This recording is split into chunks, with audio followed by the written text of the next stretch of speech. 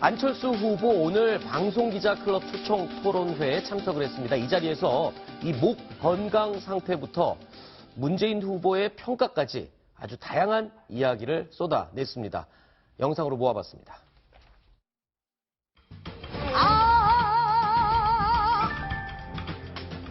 지금까지는 좋은 편입니다. 다행히. 예, 타고났습니다. 연대하지 않고 그대로 가겠다고 하면서 목소리를 드높이다가 네. 성대가 상했습니다. 가진 게 체력밖에 없습니다.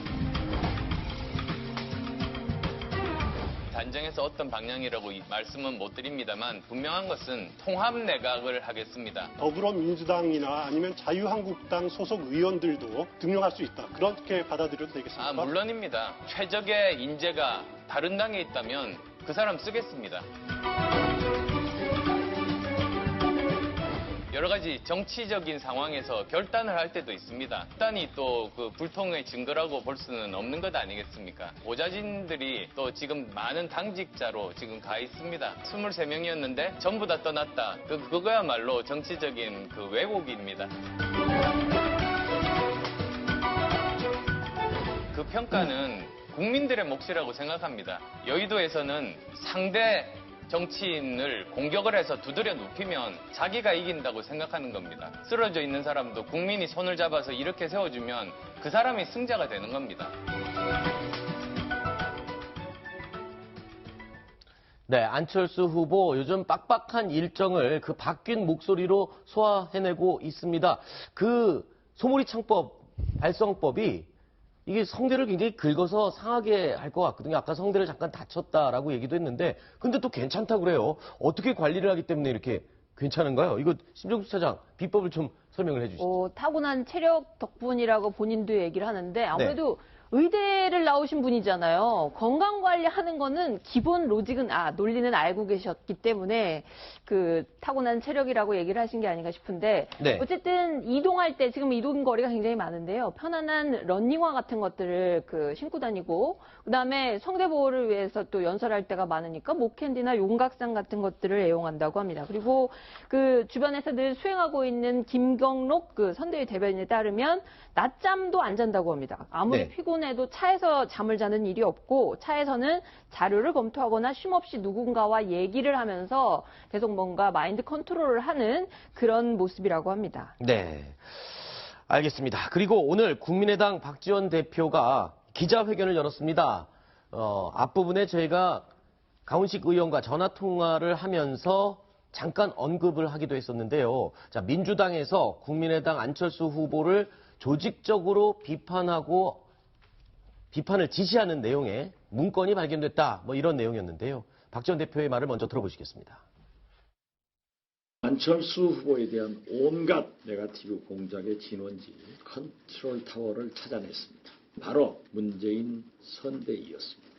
안철수 갑질, 부패, 프레임 공세를 강화하고 SNS에 집중 비공식 메시지를 확산하라고 지시하고 있습니다. 최종 책임은 문재인 후보 본인에게 있다고 주장합니다.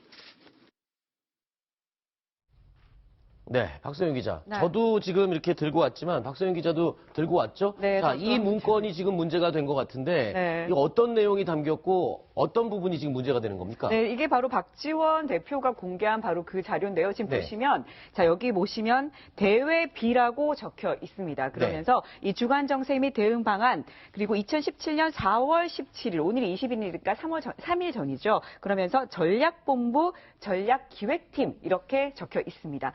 저희가요. 그래서 무슨 내용이 있나 한번 살펴봤더니요.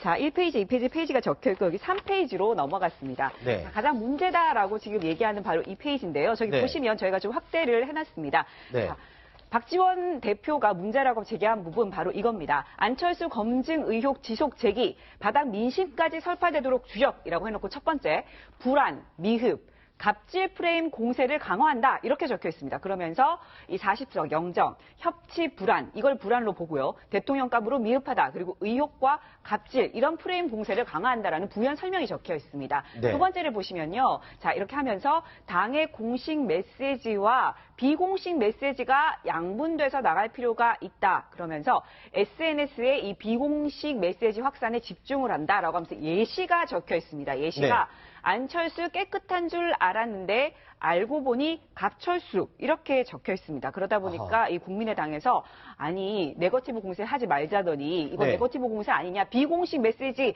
SNS로 확산시키면서 네거티브 하겠다는 거 아니냐 라면서 발끈하고 나선 겁니다. 네.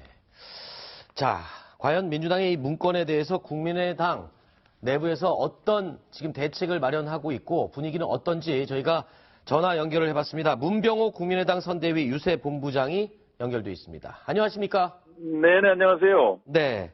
자, 안철수 후보를 갑철수라고 해서 공격을 해라. 뭐 이런 예, 예. 지시사항이 담긴 문건인데 지금 국민의당에서는 이거 어떻게 대응하실 계획이십니까? 글쎄요, 이게 지금 민주당의 전략은 네거티브 선거로 덮으려고 그럽니다. 그리고 네. 진흙탕 선거를 해가지고 뭐 안철수나 문재인이나 다 둘 유리하다는 것이죠. 네. 그래서 지금 네거티브 전략, 더티 대선 전략을 쓰고 있는데 네. 이것은 이렇게 되면 안 되죠. 이 국민들에게 좀 더 그 미래지향적이고 생산적인 잘 되는 선거 누가 더 잘하나 선거운동이 돼야죠. 네. 이렇게 서로가 네거티브에서 서로가 못난이 경쟁을 하면은 네. 국민들에게도 실망이 되고 또 앞으로 이거 대통령 선거가 이렇게 돼갖고 앞으로 제대로 대통령 일을 하겠습니까? 네. 속상하신 건 민주당이- 알겠는데요. 그러면 그냥 속상하고 가만히 있으실 겁니까? 국민의당 입장에서는 당 차원에서는 어떤 조치를 취할 필요가 있지 않을까? 그래서 저희 당에서는 일단 기본적으로 팩트에 근거하지 않은 네거티브 공세에 대해서는 적극적으로 그 형사 고발이나 네. 또 법 위반의 어떤 강력한 제재를 좀 요구할 생각이고요. 네. 그리고 이제 그 어떤 검증 차원에서 제기된 문제에 대해서는 적극적으로 해명해 나가고 그렇게 하려고 하고 있습니다. 네. 일단은 뭐 검증인지 네거티브인지 이 두 가지의 경계선에서 지금 오락가락하는 것 같습니다만 이 법적인 조치를 강력하게 취하는 것이 국민의당의 지금 공식적인 입장이신 거죠?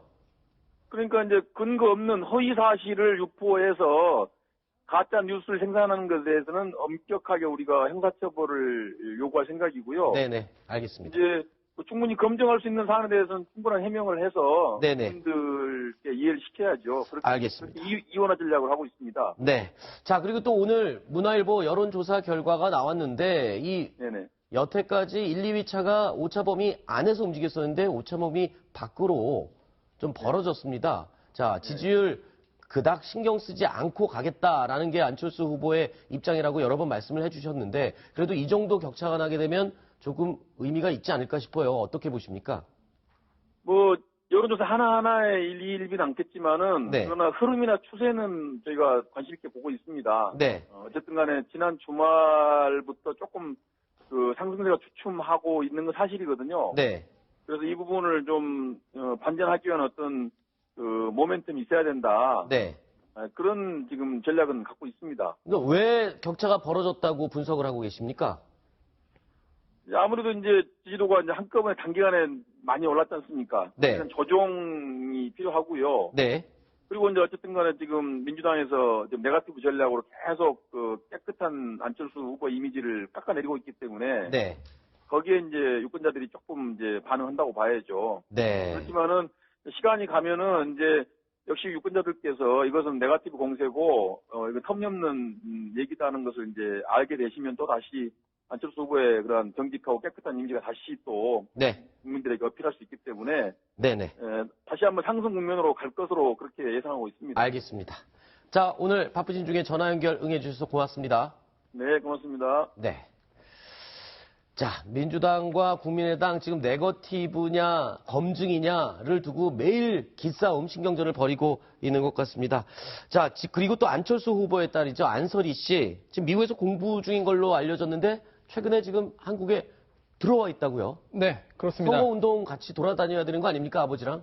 그럴 가능성도 있어 보입니다. 네네. 네, 왜냐하면 국민의당 관계자들 여러 명한테 좀 이제 물어봤더니 미국에서 공부하다가 이미 지난 겨울방학 때 국내에 들어왔다고 합니다. 네. 그러면서 촛불 집회에도 참여했고 또 안철수 후보가 국민의당 후보 경선 과정에서 네. 여러 차례 순회 경선했는데 그때도 같이 이제 움직였다라는 네. 이야기도 했습니다.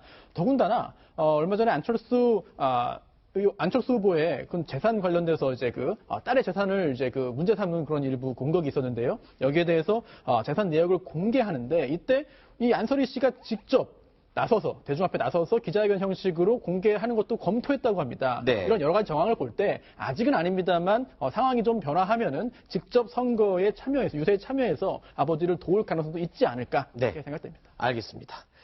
자, 민동용 차장은 여기까지 이야기를 듣도록 하고요. 이어지는 순서에는 이유종 디지털 통합 뉴스센터 기자가 나와서 함께 하겠습니다. 오늘 고생했습니다. 고맙습니다.